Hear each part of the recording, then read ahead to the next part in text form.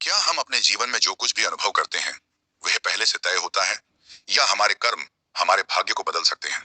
यह प्रश्न सदियों से हर किसी के मन में उठता रहा है।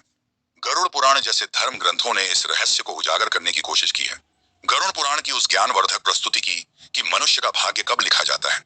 क्या मनुष्य भाग्य उसके जन्म से पहले लिखा जाता है या जन्म के बाद? कि इस ज्ञानवर्धक प्रस्तुति में आप खो जाएं। उससे पहले हम आपको बता दें कि इस वीडियो को आधा अधूरा देखने की गलती बिल्कुल भी नहीं करें। गरुड़ पुराण हमें जन्म मरण से लेकर वर्तमान जीवन कैसे जिए, यह सभी चीजों के बारे में सिखाते हैं। आइए दोस्तों, आज हम एक कथा के माध्यम से जानते हैं कि हमारा भाग्य जन्म जन्म से पहले लिखा जाता है या जन्म के बाद, जो गरुड़ पुराण पुराण के द्वारा बताया गया है, जो श्री कृष्ण ने स्वयं नारद को बतलाया था। आज हम उन्हीं को कथा से जानेंगे। दोस्तों, एक समय की बात है। द्वारका नगरी में एक दिन श्री कृष्ण अपने दिव्य आसन पर बैठे हुए थे। तभी देवर्षि नारद नारायण नारायण का जाप करते हुए उनके पास पहुंचते हैं और उन्होंने प्रणाम करके बोले, हे प्रभु, आप त्रिकालदर्शी हैं। मैंने सुना है कि जो भी जीव तथा मनुष्य जन्म लेता है, क्या उसका भाग्य पहले से लिखा होता है? हे प्रभु, मैं जानना चाहता हूँ कि मनुष्य के साथ जो कुछ भी घटना घटित होती है वह उसके जन्म से पहले तय होता है या वह पिछले जन्म के कर्मों का भोग भोगता है? क्या यह सत्य है? क्या हम अपनी मेहनत और अच्छे कर्मों से उसे बदल सकते हैं? फिर भगवान श्री कृष्ण देवर्षि नारद की बातें सुनकर मुस्कुराए और बोले, हे नारद, आपका यह प्रश्न बहुत ही गुणकारी और महत्वपूर्ण है, जो मानव जाति उसके जन्म, कर्म और मृत्यु पर आधारित है। फिर कृष्ण बोले, हे नारद, मैं तुम्हें एक कथा सुनाता हूँ जो न तुम्हारे इस प्रश्न का उत्तर देगी बल्कि हर मनुष्य के लिए एक चेतावनी और प्रेरणा भी होगी। तुम इस कथा आखिरी तक सुनो। कृष्ण बोले, हे नारद, यह गरुड़ पुराण की है। नारद, प्राचीन काल में एक विशाल और समृद्ध राज्य था जिसका नाम मगधपुरी था। उस राज्य का शासक राजा वीरधर था। वह सदैव अपने राज्य के प्रजा के कल्याण के लिए काम करता था और धर्म का पालन करता था। उसे भगवान से एक संतान का आशीर्वाद चाहिए था ताकि वह अपने राज्य का कार्यभार किसी योग्य उत्तराधिकारी को सौंप सके। फिर है, देवर्षि नारद के कहे अनुसार राजा वीरधर और उसकी पत्नी दोनों ने कई वर्षों तक तपस्या की। इससे भगवान शिव ने प्रसन्न होकर उसे संतान प्राप्त होने का वरदान दिया। फिर एक दिन भगवान शिव के आशीर्वाद से रानी गर्भवती हुई। राजा और रानी अत्यंत प्रसन्न थे क्योंकि वे चाहते थे कि उनका पुत्र महान शासक बने और राज्य को सुख समृद्धि की ओर ले जाए। परंतु जब रानी ने पुत्र को जन्म दिया तो वह बच्चा विकलांग और शारीरिक रूप से कमजोर था। उसके शरीर की हड्डियां टूटी हुई थीं और वह शारीरिक रूप से सक्षम नहीं था। राजा वीरधर का दिल टूट गया। तब राजा वीरधर कृष्ण से मिलने का निर्णय लिया और उन्हें अपने दुखों को साझा करने के लिए वहां पहुंचे। राजा ने भगवान श्री कृष्ण से पूछा, हे प्रभु, मैंने इतनी तपस्या की, यज्ञ किए, फिर भी मेरे पुत्र का जन्म विकलांग क्यों हुआ? मैंने भगवान शिव से आशीर्वाद लिया था, लेकिन ऐसा क्यों हुआ? क्या यह मेरे भाग्य में पहले से लिखा हुआ था? फिर श्री कृष्ण मुस्कुराए और कहा, हे राजा वीरधर, तुम सही कहते हो कि तुम्हारा पुत्र विकलांग जन्मा है। क्या तुम जानते हो कि तुम्हारे पुत्र का जन्म इस प्रकार क्यों हुआ है? यह तुम्हारे द्वारा किए गए पूर्व जन्मों के कर्मों का फल है। यह तुम्हारे पिछले जन्म के कर्मों का परिणाम है जो तुम्हारे भाग्य में लिखा हुआ था। लेकिन इसका कारण यह नहीं है कि तुम्हारा भाग्य पहले से निर्धारित था। यह घटना तुम्हारे और तुम्हारे पुत्र के कर्मों का फल है जो उसके पिछले जन्मों से जुड़ा हुआ है। राजा वीरधर ने आश्चर्यचकित होते हुए पूछा, हे प्रभु, क्या भाग्य वास्तव में पहले से लिखा होता है? भगवान श्री कृष्ण ने कहा, जन्म, मृत्यु और जीवन के उतार चढ़ाव पहले से निर्धारित होते हैं, लेकिन हम जो कर्म करते हैं वह हमारे भाग्य को बदल सकते हैं। जिस दिन तुम्हारे बेटे का जन्म हुआ, ओए, उस दिन तुमने एक विशेष संतान का वरदान प्राप्त किया था। लेकिन उस संतान को चुनौतियां मिलना जरूरी था ताकि वह अपने जीवन में धैर्य, साहस और पराक्रम को विकसित कर सके। लेकिन उसका भविष्य केवल उस समय के कर्मों से नहीं होता है, बल्कि यह तुम्हारे पिछले जन्मों के कर्मों का परिणाम है। भगवान श्री कृष्ण ने राजा वीरधर से कहा, हे राजन, भाग्य और कर्म में बहुत गहरा संबंध है। हमारे कर्म ही हमारे भाग्य का निर्माण करते हैं। यही कारण है कि हमें जीवन में अपने कर्मों को सदैव धर्म और सत्य के मार्ग पर रखना चाहिए।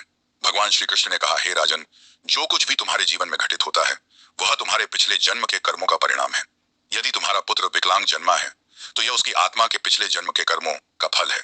जब तुम एक पुण्य आत्मा के रूप में जन्म लेते हो तो तुम्हारे जीवन में कठिनाइयां और संघर्ष जरूर होंगे, क्योंकि इस दुनिया में हर आत्मा को कुछ ना कुछ कष्ट भोगना पड़ता है ताकि वह अपने पिछले कर्मों को समाप्त कर सके। लेकिन याद रखो, तुम्हारे पुत्र के जीवन में जो कठिनाई है वह उसकी परीक्षा है। यदि वह धैर्य और साहस से इन कठिनाइयों का सामना करता है तो वह अपने भाग्य को बदल सकता है। एक दिन वह वही कार्य करेगा जिसकी कल्पना तुमने अपने जीवन में की थी। फिर राजा वीरधर कृष्ण ने उत्तर दिया, बिल्कुल, तुम दोनों ही अपने भाग्य को बदल सकते हो। तुम्हारे पुत्र के जन्म के समय जो विकलांगता थी वह उसके कर्मों का फल था, लेकिन उसका भविष्य तुम्हारे अच्छे कर्मों पर निर्भर करता है। यदि तुम उसे साहस, धैर्य और आत्मविश्वास से भर दोगे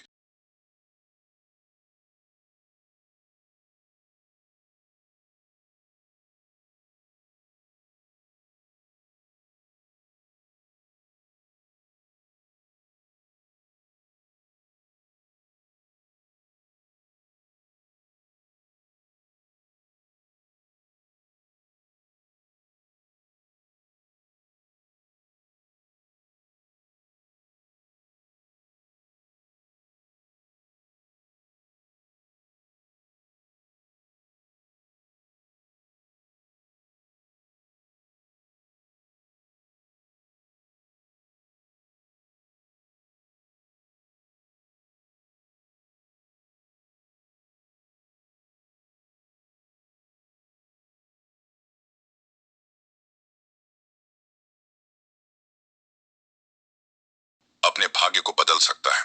तुम्हारे अच्छे कर्मों के परिणाम स्वरूप वह एक दिन महान बनेगा और राज्य का भार संभालने में सक्षम होगा। फिर भगवान श्री कृष्ण ने आगे कहा, हे राजन, भाग्य चक्र के समान है जो कर्मों के आधार पर घूमता रहता है। जब तुम अच्छे कर्म करते हो तो तुम अपने भाग्य को सुखमय बना सकते हो। राजा वीरधर श्री कृष्ण से कहा, क्या भाग्य निश्चित रूप से पिछले कर्मों से जुड़ा होता है? भगवान श्री कृष्ण बोले, हाँ, लेकिन उसे बदलने की शक्ति तुम्हारे हाथों में है। यदि तुम अच्छे कर्म करते हो तो वह तुम्हारे भाग्य को भी सुधार सकते हो। साथ ही भक्ति साधना और सेवा से भाग्य बदला जा सकता है। भगवान की भक्ति से ईश्वर को प्रसन्न करके हम अपने भाग्य को बदल सकते हैं। अगर तुम अपने पुत्र को साहस और आत्मविश्वास से जीवन के संघर्षों का सामना करने की शिक्षा दोगे तो वह अपने भाग्य को बदल सकता है। राजा वीरधर ने भगवान श्री कृष्ण की बातों को पूरी तरह से आत्मसात किया और अपने पुत्र को शिक्षा देने का संकल्प लिया। उसने अपने पुत्र को कठिनाइयों के बावजूद साहस और विश्वास के साथ जीवन जीने की प्रेरणा दी। समय के साथ उस विकलांग पुत्र ने अपनी आत्मविश्वास और कठिनाई से लड़ते हुए समाज में महत्वपूर्ण स्थान प्राप्त किया। उसकी संघर्षशीलता और साहस ने राज्य में उसका सम्मान बढ़ाया। कृष्ण बोले, हे देवर्षि नारद, तुम यह समझो कि भाग्य एक निरंतर प्रक्रिया है जो कर्मों के आधार पर बदलता रहता है। जो लोग जीवन में अपने कर्मों को सुधारते हैं और भगवान की शरण में जाते हैं, उनका भाग्य भी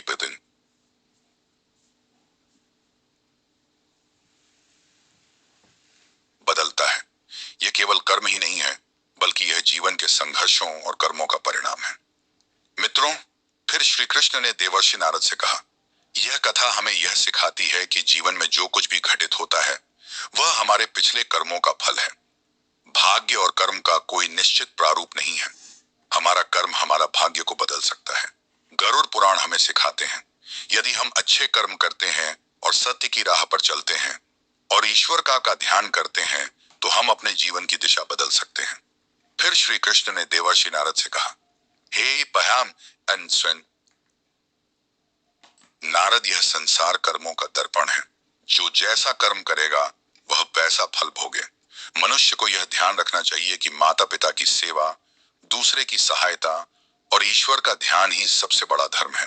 जो मनुष्य अपने पिछले जन्म में किसी के साथ पाप किया है, किसी को कष्ट दिया है, उसे न केवल नरक में भयानक यातना मिलती, बल्कि वह जन्म जन्मांतर तक उसे भोगता है। लेकिन जो अपना कर्म सुधारता है वह इस चक्र से मुक्त हो सकता है, क्योंकि यह संसार एक अवसर है। कर्म, धर्म, सेवा, सत्य ही मनुष्य का जीवन है। मनुष्य को यह समझना चाहिए कि मृत्यु के बाद ही उसके अच्छे कर्म ही साथ जाते हैं। दोस्तों, यह कथा हमें यह सिखाती है कि हमारे भाग्य पिछले कर्मों का फल है। हर पाप का दंड, हर पुण्य का फल निश्चित होता है।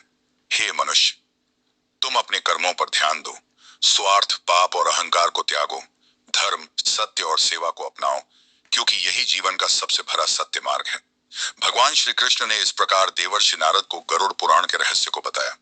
दोस्तों, भाग्य निश्चित रूप से जन्म से पहले लिखा जाता है, लेकिन हम अपने जीवन के संघर्ष, सत्य कर्म, धर्म और ईश्वर की भक्ति से हम अपने भाग्य को बदल सकते हैं।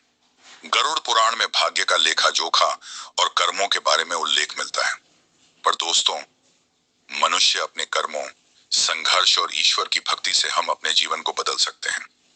मित्रों, गरुड़ पुराण हमें सिखाते हैं कि जीवन एक बोया हुआ खेत की तरह है। मनुष्य खेत में जो बीज बोते हैं वही फल प्राप्त होता है।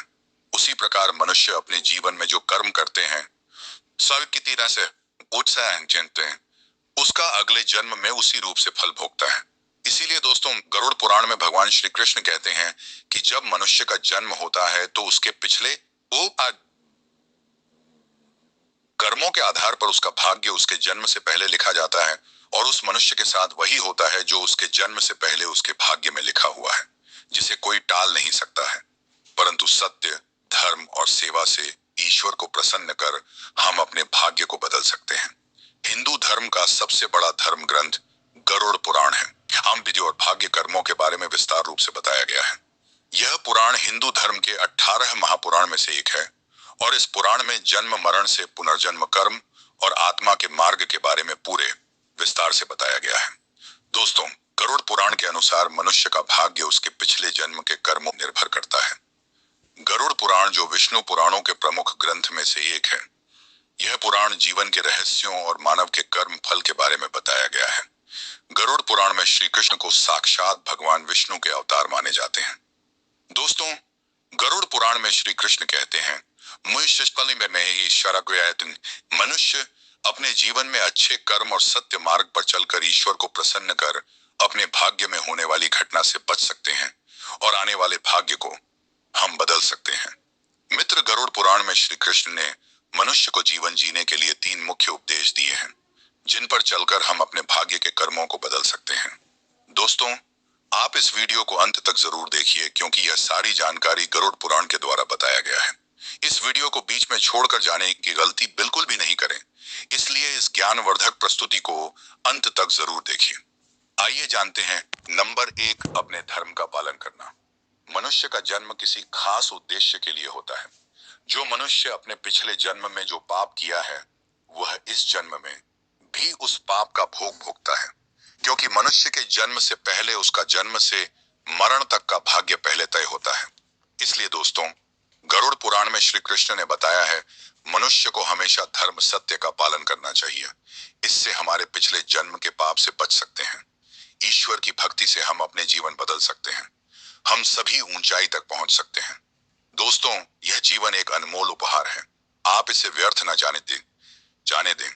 सही कर्म और धर्म का पालन से हम अपने जीवन को अगले जन्म में होने वाले घटना से बच सकते हैं।